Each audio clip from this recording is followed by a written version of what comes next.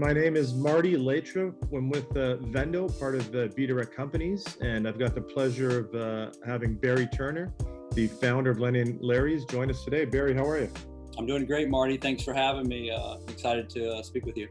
Yes, it's been a while. I don't Yeah. think I saw you since, I think we had dinner in Bentonville probably 4 or 5 years ago. That's probably the last time. Yeah. Yeah. Wow. So Barry, obviously founder of Lenny and Larry's, unless you've been living under a rock for the last 20 years, you would have seen the cookies. They're everywhere. I'd say by far the best cookie on the market. Would you mind giving us a little background on how you got started, Barry, and your partner? Yeah, Kind of the trailer version. That'd be great. yeah, absolutely. Like every other brand, it's a 25-year overnight success. Yeah. 25 short years. So I had a short stint. I'll just be brief. A short stint as American Gladiator. My call name was Cyclone. I got injured on the show. I tore my bicep tendon, and my sports career was over. And my claim to fame there was that I was the only person ever on that show was selected from an open casting call. And I beat out over 300 people for the right to for that spot. So I'm very, very proud of that. It was a lot of hard work. It took 3 months to just eliminate everyone, but finally they had no choice but to crown me the guy. So.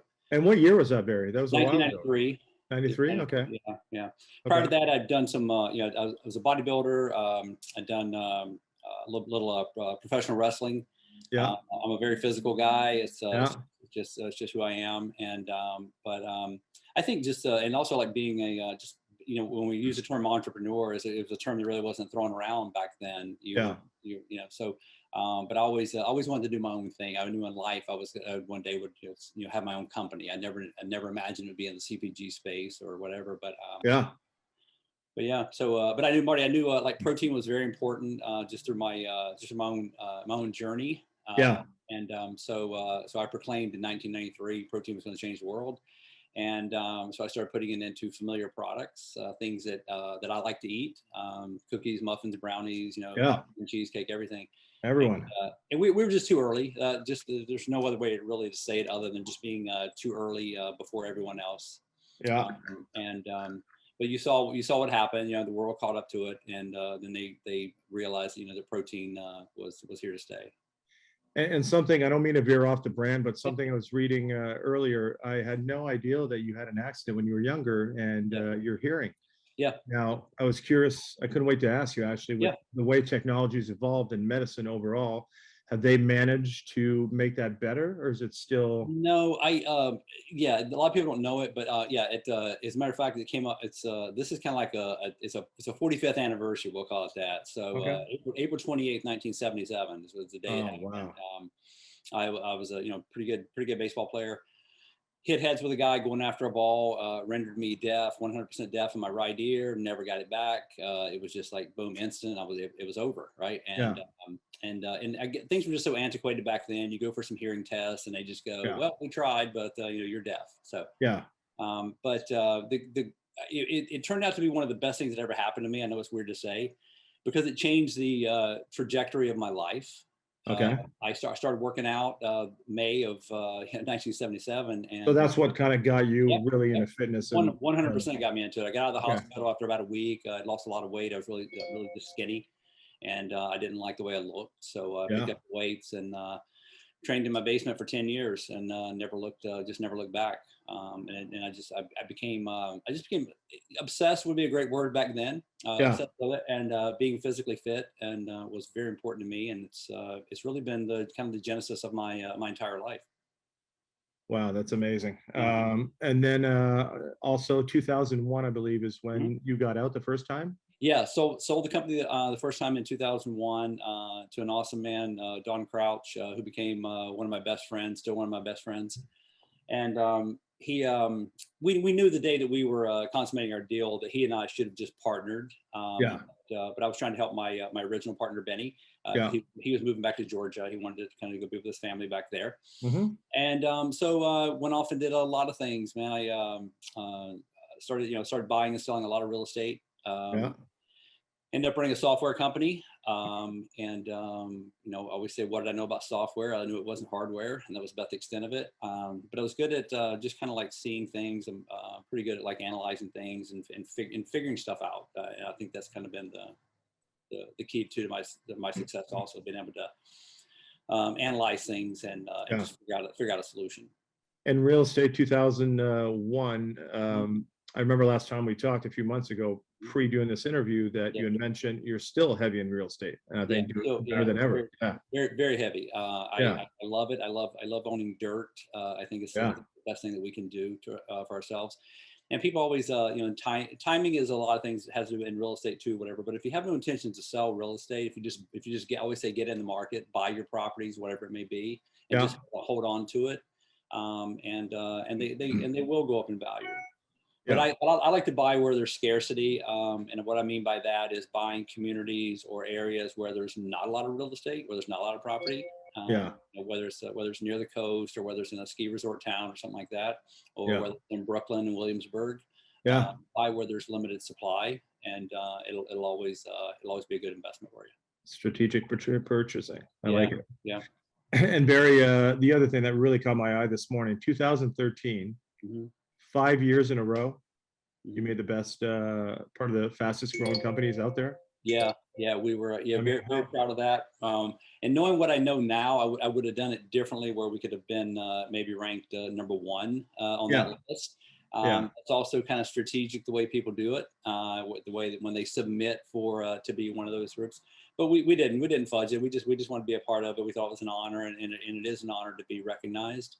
And but the cool thing about it, Marty, is when I came back, and I used the term rescue, the brand in 2007, Don and I became partners, and every year we set a record. Every year was better than the next year, and this just continued until we sold majority to a private equity group back in 2017.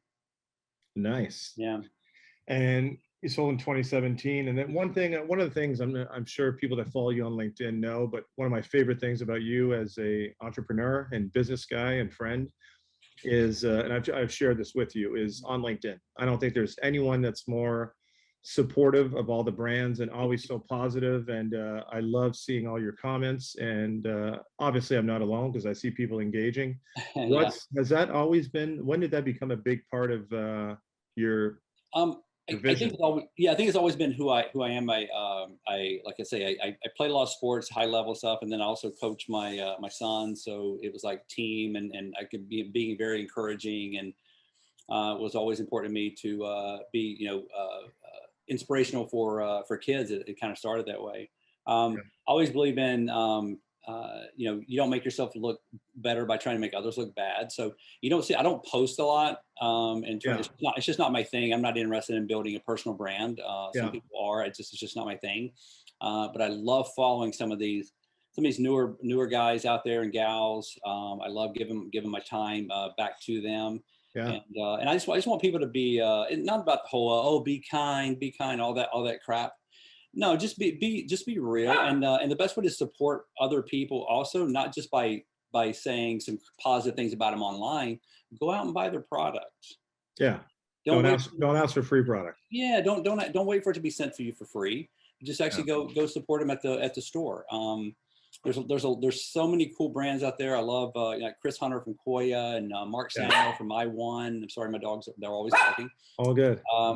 But and I buy their product and I support them. I don't have to tell them every time I buy their product, but I like people to know that there's some, it's okay to support your friends. Of course, and there's just so much authenticity when it comes to you, which I love.